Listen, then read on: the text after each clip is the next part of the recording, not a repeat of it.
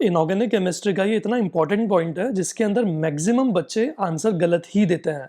जब भी किसी बच्चे से पूछा जाता है कि बेटा बता, मेटल हाइड्रोक्साइड स्ट्रॉन्ग बेसिस होते हैं या फिर वीक बेसिस होते हैं जनरली, तो वो ही सीधे बोलता है, रे सर कितना इजी क्वेश्चन है, पक्का स्ट्रॉन्ग बेसिस होंगे ना, और क्या है। आंसर गलत है। Metal hydroxides are generally weak basis.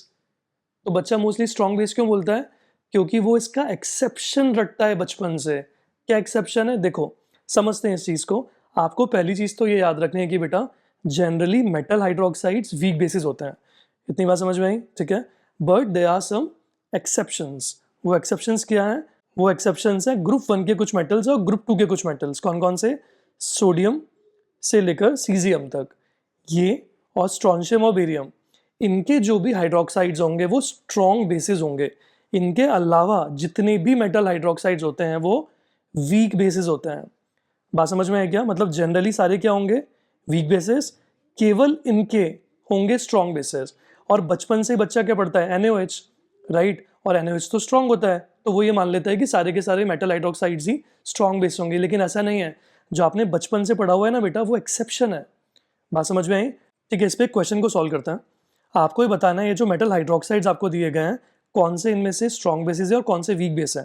सबसे पहला क्या है? FeOH whole thrice ferric hydroxide.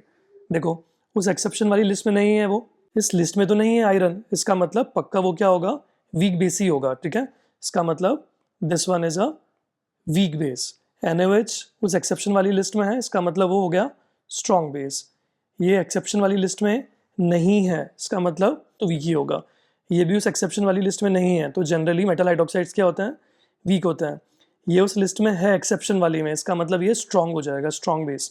Zinc hydroxide भी उस लिस्ट में नहीं है, इसका मतलब ये भी क्या हो जाएगा? वीक बेस हो जाएगा। बात समझ में आई क्या? तुमने क्या सीखा? Generally metal hydroxides are weak bases except sodium से सीजियम और स्ट्रॉन्शियम बेरियम। बात क्लियर है? याद रखना, बहुत इंपॉर्टेंट है।